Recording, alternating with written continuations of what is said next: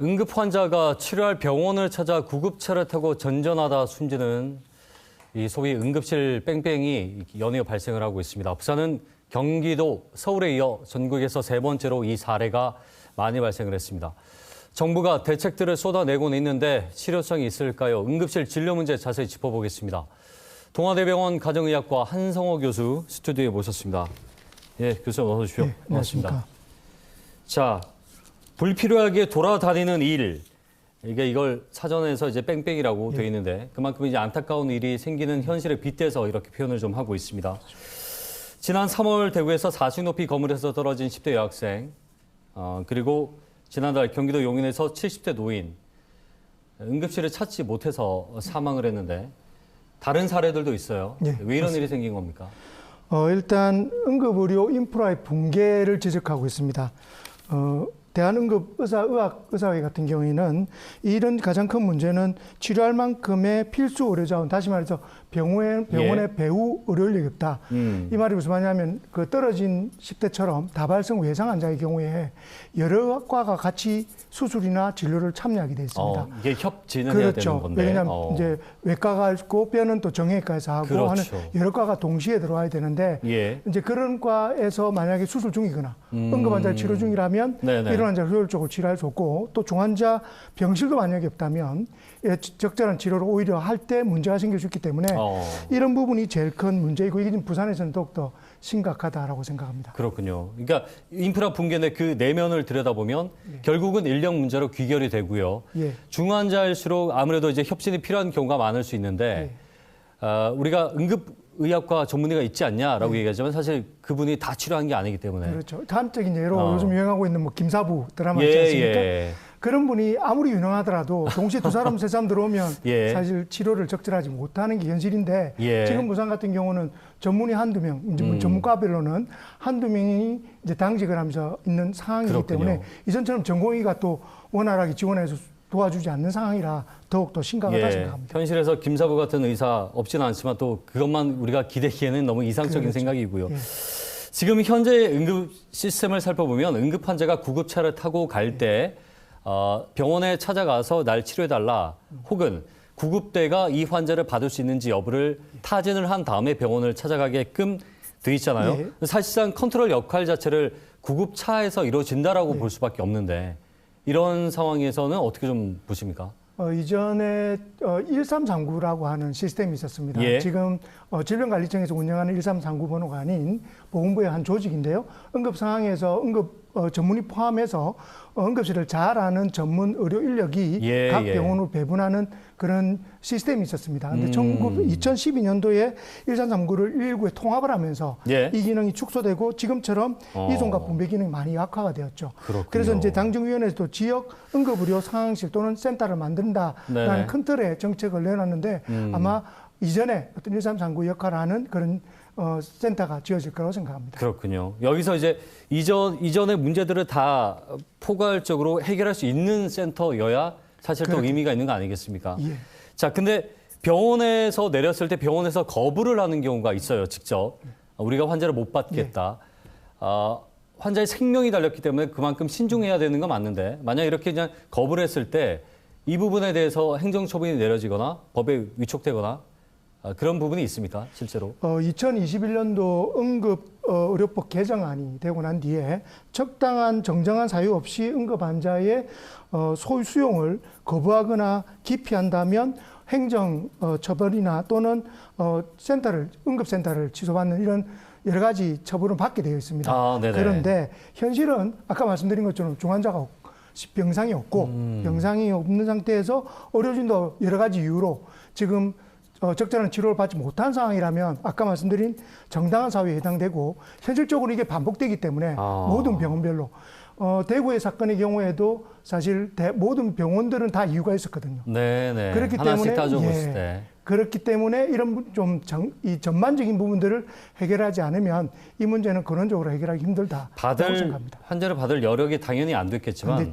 그러나 21세기 대한민국에서 환자 한 명을 치료할 병원이 없다는 게 말이 되냐라는 것이 사실은 이제 환자 가족들의 마음이고 국민들의 마음이지도 않을까 싶어요. 맞습니다. 그렇기 때문에 우리가 빨리 원인을 좀 찾아야 되겠죠. 문제를 해결해야 되고.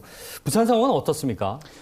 부산에도 지금 5년간 이제 응급실 부족으로 인한 환자 이송, 재이송의 경우가 이제 아까 말씀드린 뺑뺑이라고 표현하죠. 전국적으로 3만 7천 건 넘게 발생했는데요. 이 중에서 부산이 경기도, 서울에 이어서 세 번째로 많았습니다.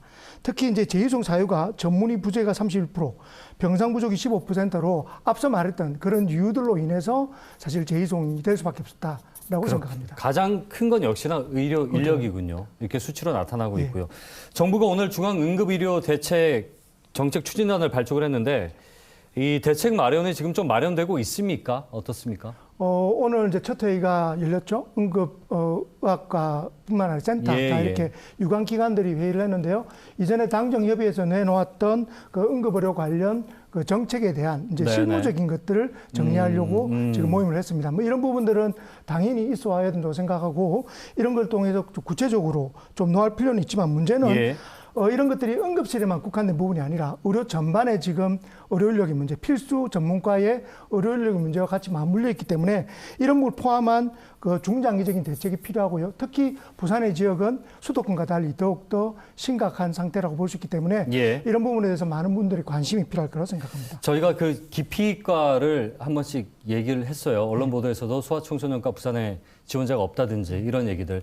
응급의료과도 그중에 하나입니까? 의사들 사이에서? 이전에 비해서는 확실히 지원자가 많이 줄고 있습니다. 그 이유가 뭐냐면 지금도 만약에 이송을 거부하거나 할 때 법적인 책임을 만약 문제가 생길 때는 의료진을 하지 않습니까? 이제 부담은 많아지고 그러면서 상대적으로 어떤 혜택이 적어진다면 당연히 그 과를 지원하지가 않죠. 그래서 이제 어떤 면에서는 이러한 그 사실 좀 편하고 그리고 소위 그 전역이 있는 삶이라고 표현합니다. 의사들도. 그런 사람 지원하는 젊은 의사들에 대해서만 저희가 손가락 줄 수는 없다 생각합니다. 제가 단어를 굳이 만들자면 이게 그에 상응하는 당연 보상이 없다 이렇게 이해를 해도 되겠습니다. 이제 법적인 어떤 안전망 또는 문제가 생겼을 때의 보호망 이런 것들에 대한 부분도 보장이 되지 않다. 그래서 지금 정부에서 결국은 의대 정원 카드가 나왔고 의사협회와 일단은 큰 틀에서 합의가 된 걸로 알고 있습니다. 자, 그러면 의대 정원이 는 만큼 부족한 과로 가겠느냐? 이거 또 다른 문제잖아요. 맞습니다. 이걸 어떻게 이제 규제할 것이 규제라고 하기엔 그렇고 뭔가를 만들어낼 수 있을지가 어떻게? 단적인 예로 간호사들 인력이 부족해서 간호학과를 굉장히 만들어서 입학정을 내렸지 않습니까? 그런데 현장에서는 간호사들이 부족합니다. 그래서 인력만 늘린다고 해서 정말로 가느냐 그렇지 않다는 거죠. 그 전문 필수 인력의 어떤 그 인프라를 제대로 확충해 주지 않으면 결국은 다 거부를 하게 될 것이고 현장을 떠나게 될 것입니다. 그게 뭐 지역에 이제 청년 실업자가 아무리 넘쳐도 결국 중소기업의 제조업에 취직을 하지 않는 것처럼 의사 인력 수가 아무리 늘어도 그런 부분들이 있다고 생각하고요. 큰 틀에서 의사 인력 수가 일부 느는 것에 대해서는 의료가 대부분 찬성을 하고 있습니다. 그렇군요. 그렇죠. 구조적인 문제까지 지금은 이제 개선해야 될 필요가 있다라고 생각하는 거죠. 자, 일단은 원칙적으로 합의를 했던 바이고 그런데 또 의료계에서 이게 또 직역마다 분명한 차이가 있지 않습니까? 반발하는 목소리도 분명히 있고요. 지난 문재인 정권 때 공공의대 설립 반대 명분으로 의사들의 파업도 있었고 의대 정원을 반대하는 목소리와 그런 어떤 단체들의 움직임이 의사 기득권에 대한 부분 국민들은 그렇게 우려를 합니다. 어떻게 좀 보십니까? 저는 충분히 그 부분에 대해서는 저도 이해를 하고 있습니다. 그렇지만 공공의대 같은 경우는 일정 기간 필수과를 근무하고 난 뒤에 나중에 일정 기간 지나고 나면 편하게 이제 자기 지원하게 되는데 그렇게 된다면 일정 기간 지나고 나면 결국 비보험과 또 상대적으로 편한 미용 그런 과들을 선택할 확률이 굉장히 높아진다는 거죠. 근원적인 부분을 해결하지 않고 미봉책으로 하는 정책들에 대한 반발이라고 생각을 하고요. 그리고 지금 2010년에 비해서 의사 수가 2배나 증가했는데 필수 의료를 배출하는 전문가의 배출은 더욱더 줄었다는 것이 사실 그런 부분을 반증한다고 생각합니다. 알겠습니다. 짧게요. 의료 수가를 늘리는 것은 대안이 될 수 있다고 보십니까? 단기적으로는 대안은 됩니다. 단기적으로. 그렇지만 근원적으로는 아까 말씀드렸던 의료 전반에 대한 어떤 시스템의 재확립이 더욱더 필요하다고 생각합니다. 지금 우리 코로나19 거치면서 의료진의 중요성 모든 국민들은 알고 있고요. 교수님 말씀하신 대로 이건 큰 틀에서 그리고 아주 근본적으로 여러 가지를 짚어봐야 될 문제다라는 것이 결론이겠군요. 맞습니다. 말씀 잘 들었습니다. 고맙습니다. 맞습니다. 동아대학교 한성호 교수와 함께 얘기 나눠봤습니다.